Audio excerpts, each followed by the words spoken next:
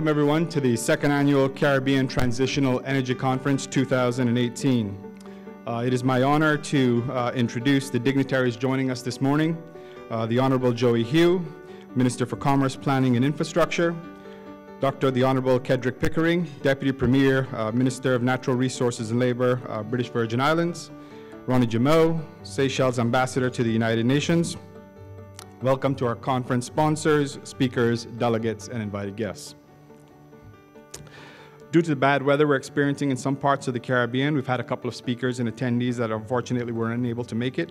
And so we've had to rejig the agenda a little, but you will be able to find all of the updates on the app or on the website CTEC2018Cayman.com. The app contains the full bios of all of our speakers, which I encourage you to read. And for those attendees and speakers who were affected by the hurricane, we certainly wish them the best. I'd like to thank our conference sponsors, especially Cayman Islands Government, Barber Wind Turbines, Tower Marketing, Elms Consulting, Electronic Power Design, DART, OTEC International, and Green Tech Solar. And all of our supporters throughout the day, we thank you very much for being here. I'd like to thank my team at CREA, the Cayman Renewable Energy Association, who have worked tirelessly to make this conference a reality for the last 2 years. Please visit us at CREA's booth right next door to learn about our organization and what we're doing in regards to trying to push for more renewable energy adoption here in the Cayman Islands and across the Caribbean. You can go to our website, caymanrenewable.com. We have also waived membership for this event, so if anyone wants to sign up, both as an individual or a company, please do so and just visit our booth and you'll be able to sign up at no annual cost this year. We are pleased by the fantastic response that we've had in relation to our conference, and we're looking forward to 2 days of interesting and thought-provoking conversations.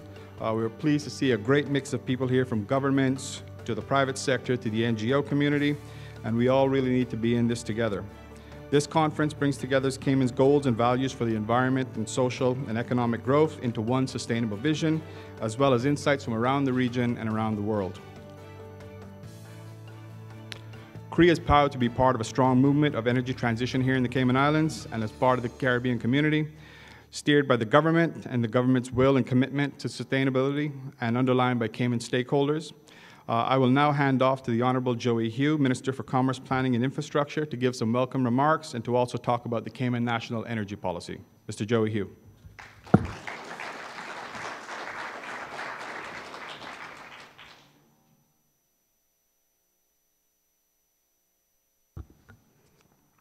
Thank you, James, and good morning, everyone. With protocol having been established, good morning, distinguished delegates, ladies and gentlemen. Let me first apologize that I will have to leave immediately following my remarks, as we are still in Parliament, and today we are doing Finance Committee, and you certainly don't want to be absent when they're discussing your budget. I also want to apologize to my colleagues. We were in Parliament until late yesterday evening. If you saw this morning's headlines, you will know that it's been an exciting few sessions of Parliament recently, and I expect that today will be no different. So I also have to attend to ensure that I am there to protect my budget, but also to support my government. It is my distinct pleasure to join you this morning, though. Your presence is a sign that we are united by a shared commitment to steer our Caribbean communities towards a cleaner, greener, more sustainable future by collectively reducing our carbon footprints. Here in the Cayman Islands, efforts are underway through small but consistent steps to increase our adoption of renewable energy.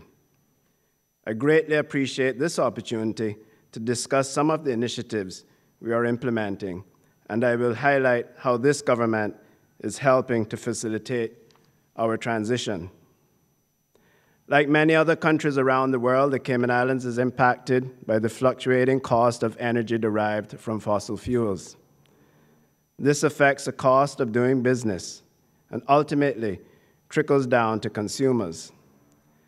But by shifting our focus to energy transition initiatives, we are effectively underscoring our commitment to achieving a low-carbon, sustainable economy.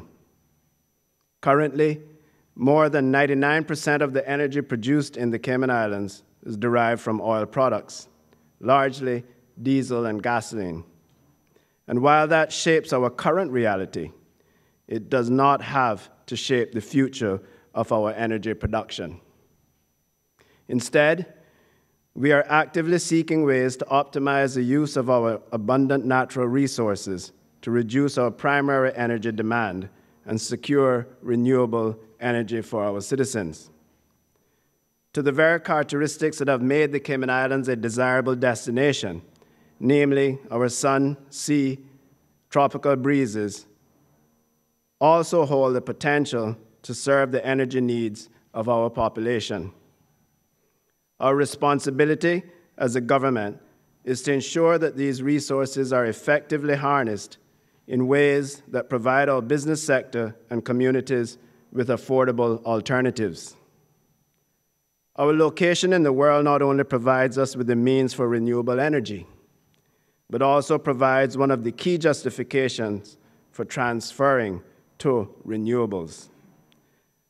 As many of you would know, our tropical region is at risk from rising sea levels and stands to be the most affected by the impacts of climate change. If anyone has doubts on the validity of climate change, you need only look at how weather patterns and conditions are changing. Higher temperatures in the summer and record-breaking lows in the winter are being recorded all over the world. If you had a chance to look at the tropical outlook, you would see that this region looks like a Christmas tree with the amount of tropical storms decorating the ocean surrounding us. It is reassuring that the majority of countries within the Caribbean are in the process of creating or updating their energy policies and regulations, with the common objective being to increase the use of renewable energies and enhance efficiencies with respect to the way energy is produced, delivered, and consumed. A target of 47% by 2027 is now established as a regional benchmark. The Cayman Islands government, like our regional neighbors and other countries across the world, is actively engaged in reducing our own carbon footprint and transitioning to environmentally friendly sources of energy, whilst ensuring fairness and affordability to the consumer. This is being accomplished in several ways. For example, about a year ago, against the backdrop of a growing population and accelerated pace of development, the Cayman Islands adopted our first national energy policy. This policy covers a 20-year span and sets an ambitious target that by the year of 2037, 70% of the electricity generated on the island should be derived from renewable sources. Having introduced the policy, we are now in the process of implementing the first phase of a range of initiatives which provide opportunities for investing in the sector and encourages real community participation. With the transportation sector being one of our largest energy consumers, the policy calls for an increase in the use of electric and hybrid vehicles. Government is attempting to lead by example and is committed to converting 10% of its fleet to electric vehicles over the next 5 years. Several electric cars are already in service, and the infrastructure to support them, such as charging stations, are planned for installation at various locations. To assist the adoption of solar energy, duty-free concessions are already available to homeowners, and we are now looking at reducing the duties on building materials and appliances to incentivize consumers to choose more energy-efficient goods. As new roads are being built, we are working hard to ensure that bike lanes are included as an alternative to driving, and we are also encouraging more drivers to carpool as much as possible. Government also has plans to install renewables on several of our buildings, and we have been working with our electricity provider, CUC, to change the high-pressure bulbs in our streetlights to the brighter, more efficient LED lights. While these are just a few of our current initiatives, we recognize that meeting our targets will require the input of all stakeholders, including government, utilities, businesses, and consumers, to be working together and seizing opportunities to adopt to a more energy efficient practices. I am pleased to say that local entrepreneurs and businesses are already making significant headway in this regard by bringing expertise, innovative ideas, and technology to the table. As a consequence, I am optimistic that through a combination of collaborative efforts, partnerships, government support, and public education, our 70% target is realistic and certainly achievable. From an economic perspective, the viability and affordability of renewable energy has been questioned for decades, but this too is rapidly changing. More and more international corporations are making the switch to renewables, and the cost benefits are positively impacting the companies and customers and inspiring others to follow it. Here in the Cayman Islands, the strength of our economy presents an attractive proposition to innovators, entrepreneurs, and investors seeking a stable and secure jurisdiction to do business. Moreover, this government is committed to developing the necessary framework to open our energy sector to technology partners who are willing to invest in our transition efforts as we strive to become a low-carbon hub. While reducing the cost of energy for all of our citizens poses a great challenge, the government believes it is a worthy undertaking, and while overcoming some of the challenges will require innovation, we are seeking out new and novel ways to regulate and finance the sector so that a wider pool of consumers can ultimately benefit from renewable resources. As an island, we already have the perfect conditions for generating thermal energy from the sea, which is environmentally sustainable and capable of meeting the energy needs of our people. And we don't have to look far to see the potential that ocean thermal energy has to offer for a wider scale. Right here in our region, plans are in place for the development of an eco-village, which will be powered entirely by this form of clean, renewable power. While the sea offers us vast opportunities, the development of a realistic and practical path towards a low-carbon energy economy will also require the incorporation of solar and wind technologies into the mix. Furthermore, as our transition continues, the use of technology will become increasingly more important as advancements make it easier and more affordable to develop, implement, and use renewable energy, both at an enterprise and commercial level. Smart grids, for example, which overlay digital technology on a standard electricity grid, are an exciting development which enables easier communication between energy distributors and consumers. Smart grids allow for more accurate monitoring of the flow, demand, and actual consumption of electricity, which translates into lower costs for the consumer. Smart grid technology can also add resiliency to our networks, which will be particularly beneficial in emergency situations, like the ones that many of our sister islands are facing this morning, and of course the East Coast of the United States. By moving towards technologies such as this, we can start to build a foundation for a green infrastructure that will be key to building our renewable energy economy and will ultimately lead to long-term carbon reduction. Moving to a low-carbon future is both a moral imperative and a substantial opportunity. I consider such transition to be one of the most important issues, not just for our time, but of any time. And I am proud to say, and I am proud to be a part of a government that has a vision and ambition to make it our reality.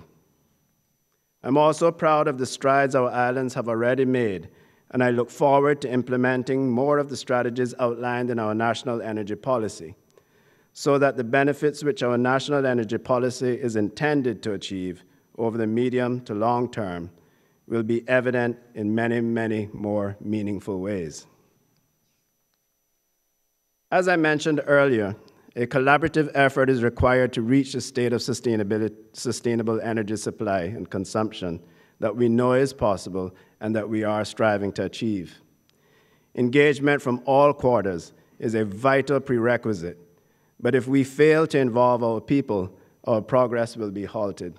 Their buy-in and participation is vital to our success. As such, government will soon be embarking on a public awareness campaign which aims to educate our citizens on the impact of our energy demand and the impact it has on the environment. The objective is to create more understanding about the significant role they play in our transition to renewables and to inspire them to embrace the lifestyle choices that empower them to be energy advocates. A sector of the public we are most keen to reach is our children, because it is our future generation who will be most impacted by our actions today and who will be driving sustainability forward in the future. As Theodore Roosevelt so aptly expressed, to waste, to destroy our natural resources, to skin and exhaust the land instead of using it so as to increase its usefulness, will result in undermining in the days of our children the very prosperity which we ought to by right to hand down to them, amplified and developed. And on that very thought-provoking note, I will conclude my remarks, as I know we have a full agenda ahead with the presentations from some amazing speakers. But in closing, I would like to thank all who have helped to make this conference possible. And I especially want to recognize Mr. James Whitaker, who is not only the president of the Cayman Renewable Energy Association and chair of the Energy Council, but also the organizer of this amazing event. Thank you, James, for creating this platform for us all to share our achievements and aspirations as we collectively pursue our renewable energy goals. I would like to think that it takes dialogue and debate for great ideas to become great innovations.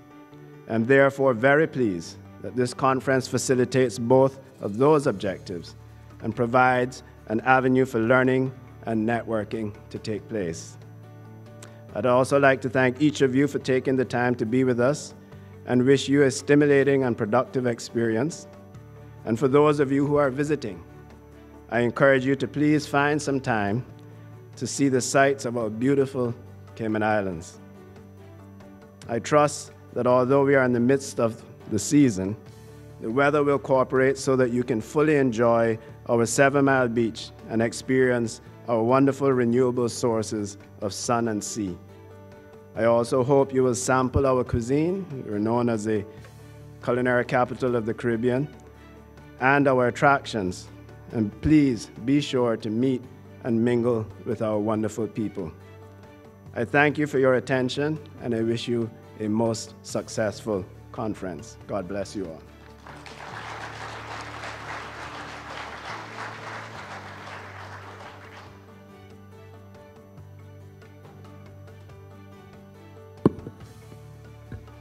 Thank you, Minister Hugh. And on behalf of CREA and myself, we certainly look forward to working with you and your support and commitment to sustainability and renewable energy.